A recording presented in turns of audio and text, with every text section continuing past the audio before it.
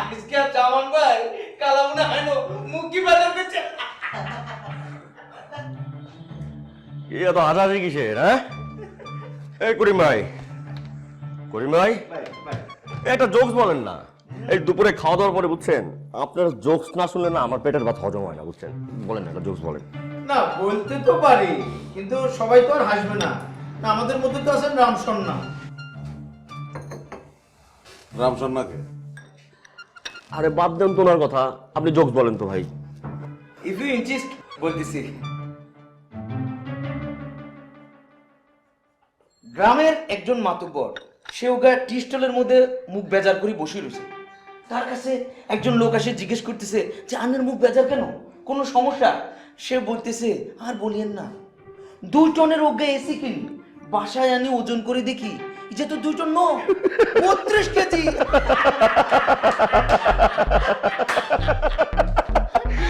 দাড়ি বাবা, এসি কিনা বাসায় নিয়ে কেউ তো পাল্লা পাথরে ওজন করে না, এই লোক কেন করলো? সে তো একটা স্টুপিড। বলছিলাম না সেতে একটা নিরামিষ, সেতে একটা মরুভূমি, এদের কাছে জোকস বলা না বলা পুরো সমান কথা। এই যেমন ভাই, চলো তো আমরা চাঁদে যাই। হ্যাঁ, আপনি আপনি রাগিয়েন না, চলেন ছাদে যাই, চলেন। আমি আর কে বলছি চাঁদে যাবো? আমরা রুফটপে যাবো, রুফটপে। ছাদে, ছাদে চলেন। কি বলছি? আরে ওসমান সাহেব, কেমন আছেন? জি ভালো। আমার ছেলের বিয়েতে আসবেন কিন্তু। 7 তারিখের মধ্যে মাসের ভাড়াটা পেয়ে যাবেন, অসুবিধা নাই। কি যে বলেন, আমি কি আপনি ভাড়ার কথা বলেছি নাকি? আপনি তো সময় মতোই ভাড়া দিয়ে দেন, এটা না কোনো সমস্যা নাই। আমার ছেলের বিয়েতে পুরো পরিবার নিয়ে চলে আসবেন। ছেলের বিয়ে ভালো কথা, কিন্তু আপনি মানে হাসার কিছু নাই তো, এত আনন্দের কিছু নাই। ছেলের বিয়ে দিবেন, টাকা পয়সা খরচ হবে, পরের মেয়ে ঘরে আসবে, নানান ধরনের অশান্তিও হতে পারে।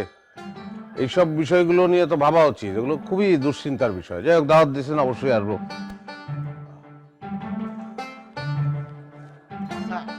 মানে হের সাথে কোনো কথা কয়ে তো কোনো লাভ নাই। দেন না সারাদিন মুখটা ফেসার মতো করে রাখে, রসকস কিচ্ছু নাই। আস্তে একটা হলুদের ডিব্বা। হলুদের ডিব্বা মানে? এ তরকারিতে দিলে ভালো, না দিলে আরো ভালো। ও আচ্ছা। 94% চিনিযুক্ত অরেঞ্জ ড্রিঙ্কস না, নিন জিরো ক্যাল অরেঞ্জ ড্রিঙ্ক পাউডার। এই কে আসছে?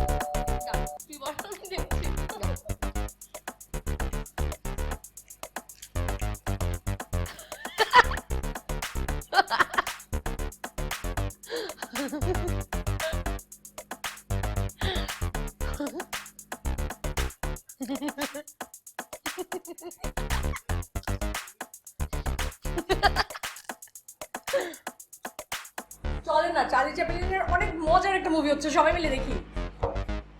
বাজার।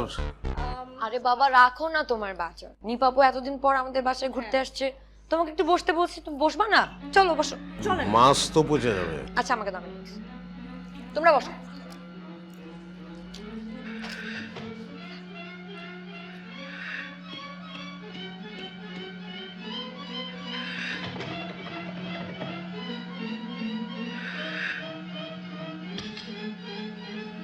আরে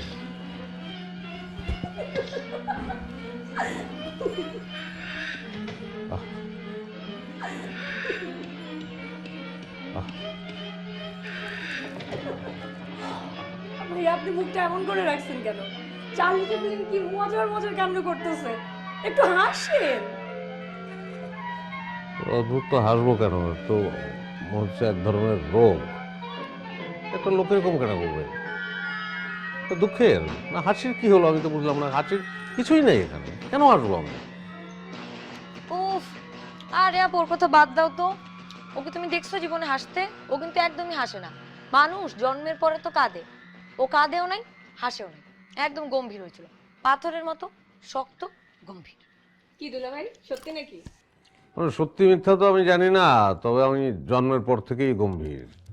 যে কারণে বাপ চাচারা বলছিল যে ছেলে জন্মের পর থেকে এত গম্ভীর, বড় হলে সে রাজনীতিবিদ বা চিন্তাবিদ এরকম কিছু হবে। হ্যাঁ, চিন্তাবিদ আর রাজনীতিবিদ তো ভালোই হতো, তাই না?